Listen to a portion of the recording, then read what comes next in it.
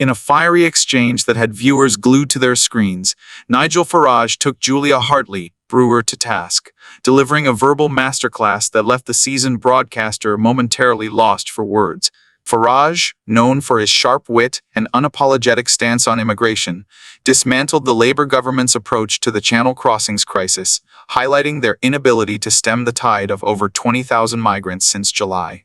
As he passionately argued for deportation as the only effective deterrent, Farage turned his sights on the European Convention on Human Rights, accusing it of tying the UK's hands and calling out the Conservatives for their reluctance to act.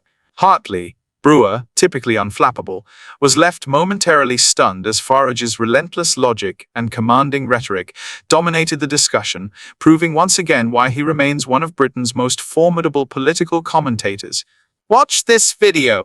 Latest migrant numbers this morning, we're expected to have official confirmation that we have seen more than 20,000 Channel migrants crossing on small boats since July the 5th, when Keir Starmer took over as Prime Minister. He said he was going to smash the gangs, he was going to get on top of this, abandon the Rwanda policy. We know that more people come in the summer months than come in winter months. So is this to be expected, or do you think that actually this is a big Labour fail? Well, what's interesting isn't just the 20,000 number, 20,000 nearly all young men who come from completely different cultures, and many of whom will go straight into criminality. Sorry, but that's the brutal truth. The other numbers are interesting. Another 6,000 have gone into hotels since the 5th of July, and returns, quarter three returns of those that are not allowed to stay here is down even from last year. So by every measure, the Labour government are failing. Smashing the gangs will not work because the incentives are so big. When a gang can make €2 million during a calm week in the summer or autumn, it doesn't matter what you do. You can put people in prison. You can threaten them with the death penalty. More people will come forward because there's so much money involved. And so between them and the Conservatives, there is a total failure to understand. The only deterrent, and by the way, I said this, Julia, 4 years ago, when I went out into the Channel to try and highlight this issue. Remember this, the only deterrent is deportation. And deportation will not happen, all the while the European Convention on Human Rights is written into UK law and used by judges. And Starmer's second speech as Prime Minister was how much he likes the ECHR and why we would never leave. And the Conservatives had a choice between Robert Jenrick, who was, well, it was like a Nigel Farage tribute act, really. But hey, I did agree with what he was saying. And the Conservatives have opted for a leader that doesn't want to leave. So, Kemi Badenoch has said only last week in her first big policy speech, made it about migration. We have to stop being squeamish about it. She said that leaving the European Convention on Human Rights wasn't even the most radical thing that they might have to do. I shall do such things. They shall be the terrors of the earth. Yes, I know. It's nonsense. She's a continuity candidate. Nothing's going to change. And I'm sorry to say that this is a national security crisis. There are people coming in here with ill intent towards our country. Of that, I've absolutely no doubt. Frankly, it's calamitous. Nigel Farage has once again delivered a scathing critique of both the Labour government and the Conservative leadership, zeroing in on their collective failure to address the escalating immigration crisis. With over 20,000 migrants crossing the Channel since July alone, Farage highlights this as a glaring example of Labour's incompetence in border management. While Labour bears the brunt of his ire, Farage doesn't spare the Tories either, pointing out that the underlying issues have been festering under successive Conservative administrations. These crossings don't just expose the weakness of border policies, they intensify public anxiety over national security, housing shortages, and strained public services. Farage's remarks about rising criminality among young male migrants sparked immediate controversy. While his opponents accuse him of stoking division and unfairly stigmatizing entire groups, Farage insists he's addressing a reality that many politicians are too afraid to confront. Data on migrant involvement in crime is often contested, but Farage argues that systemic failures, like poor integration and high unemployment, are feeding into this trend. While his stance might energize calls for stricter immigration controls, it risks alienating moderates and deepening social tensions. Farage makes it clear that deportation must be the cornerstone of any effective immigration policy. He calls it the only deterrent that works, but acknowledges the significant hurdles, legal challenges, logistical roadblocks, and the ever-present specter of human rights debate. His critics, however, argue that deportation alone won't fix the problem and advocate for a mix of faster asylum processes, better integration efforts, and global partnerships to address the root causes of migration. Farage's focus on deportation inevitably raises moral and ethical questions, particularly concerning vulnerable migrants escaping dire conditions. The European Convention on Human Rights, ECHR, was another target in Farage's crosshairs. He argues that this international framework ties the UK's hands, undermining its sovereignty and rendering meaningful reform impossible. Farage's critique of the Conservatives is particularly cutting. They talk tough on immigration, but consistently fail to take action against the ECHR's constraints. While leaving the acre would be a seismic political move with far-reaching consequences, Farage views it as a necessary step to restore control over immigration and the legal process. Farage's take is classic populism at its core. Brash, unapologetic, and willing to challenge the sacred cows of British politics. Whether you see him as a truth teller or a provocateur, one thing is certain: his critique keeps the immigration debate front and center. Nigel Farage's bold stance on immigration and his fiery critique of both Labour and the Tories have once again ignited debate. Are his calls for stricter deportation policies and a challenge to the ECHR the tough love Britain needs? Or are they a step too far in a deeply divided political climate? Does his argument resonate with the challenges we face, or do you see alternative solutions that could better address these complex issues? We want to hear from you. Drop your thoughts in the comments below and join the conversation. Nigel Farage's bold comparison of Keir Starmer to Robert Mugabe isn't just hyperbole. It's a calculated move to spotlight the implications of Labour's controversial consideration to delay local elections. Farage wastes no time accusing Starmer of undermining democracy, pointing to the postponement plan as a potential assault on Britain's electoral integrity. With Essex and other key regions at the center of the controversy, Farage argues that any delay, whatever the justification, risks being perceived as tampering with democratic norms. Elections, after all, are the bedrock of democracy, and even the hint of manipulation sends alarm bells ringing.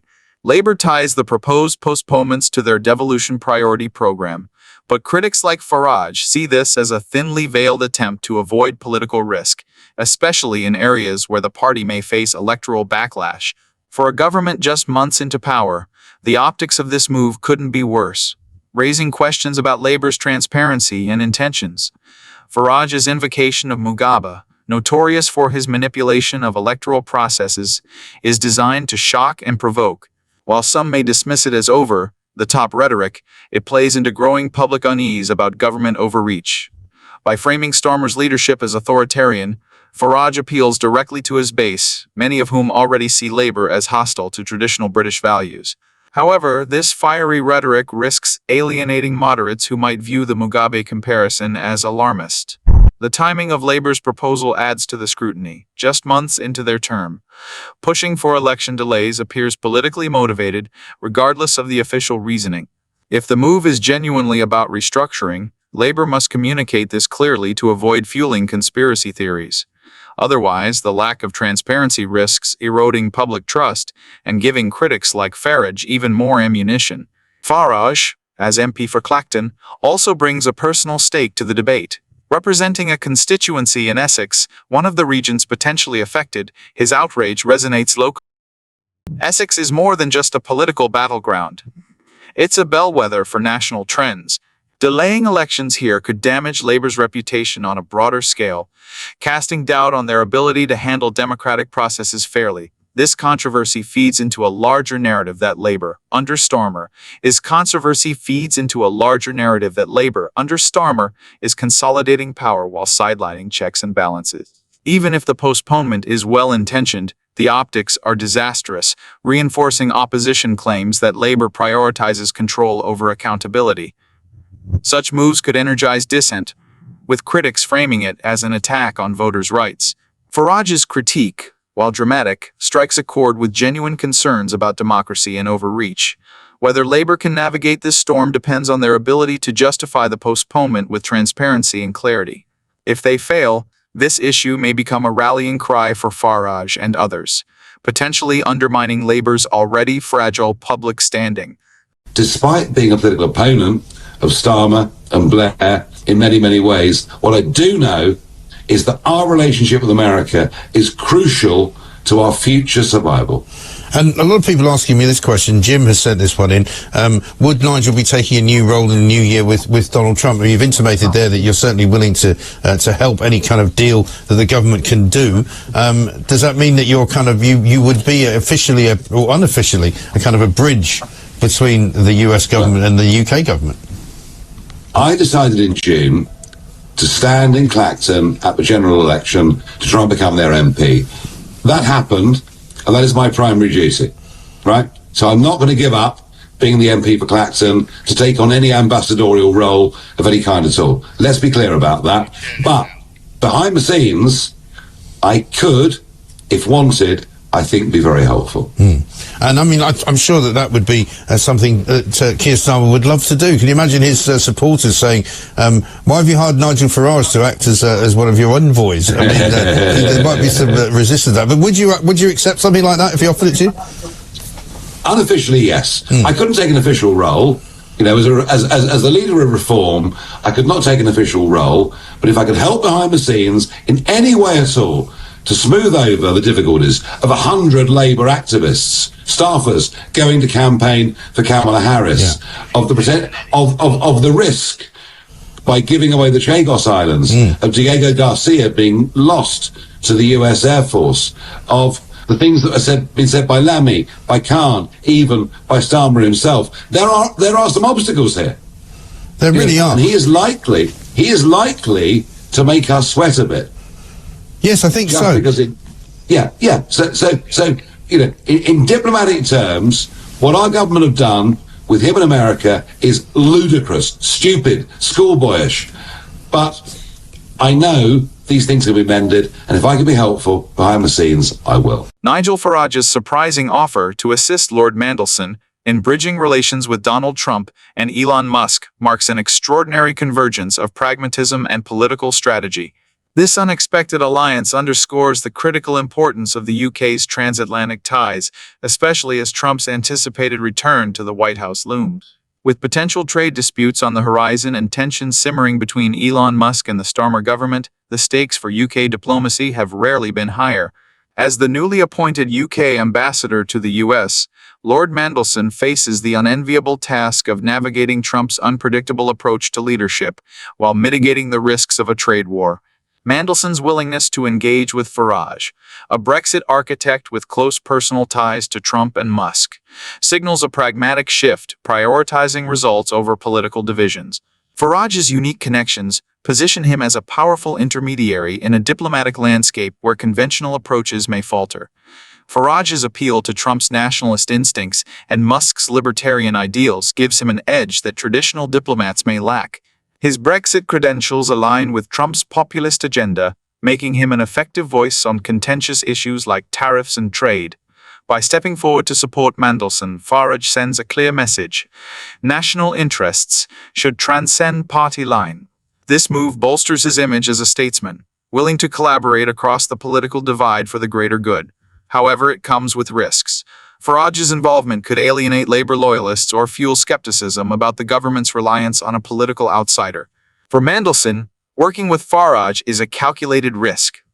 Trump values loyalty and personal connections over formal diplomacy, making Farage a potentially invaluable asset. Yet, Mandelson must balance this collaboration carefully, ensuring it doesn't compromise Labour's broader political stance or invite criticism of hypocrisy. Success could avert damaging tariffs, bolster Musk's investment confidence in the UK, and establish Labour's credentials as pragmatic diplomats. Failure, however, risks internal backlash and public mistrust. Farage's willingness to engage in this unconventional partnership highlights his enduring relevance in UK politics, even outside of mainstream party leadership. This opportunity allows him to redefine his role, projecting himself as a unifying figure capable of advancing the UK's global interests. For Labour, the collaboration is a double-edged sword. It may yield diplomatic wins but risks alienating supporters who view Farage as antithetical to their values. Despite these prospects, challenges remain. Trump's mercurial temperament could derail even the most carefully laid plans, while Musk's ongoing clashes with Starmer further complicate efforts to rebuild trust. Both Mandelson and Farage will need to navigate these volatile dynamics and manage public perception carefully. The success of this collaboration depends on presenting it as a strategic necessity rather than a political compromise. Nigel Farage's offer to assist Lord Mandelson is more than a headline. It's a bold maneuver that could redefine UK diplomacy under Trump's presidency. While it holds the potential for transformative breakthroughs, the risks are equally significant. Success depends on their ability to prioritize national interests, rise above partisan divides, and navigate the intricate personalities at play. If they succeed, this partnership could signal a new era of pragmatic diplomacy. If they fail, it could deepen political and public divisions. Thanks for watching. Stay connected. Don't forget to like and subscribe to keep up with our latest videos and stay ahead of the curve on the issues shaping our world. For even more, join our free Telegram group, link in the description, for uncensored, no holds, barred discussions on the topics that matter most. Be part of the conversation. Your voice counts.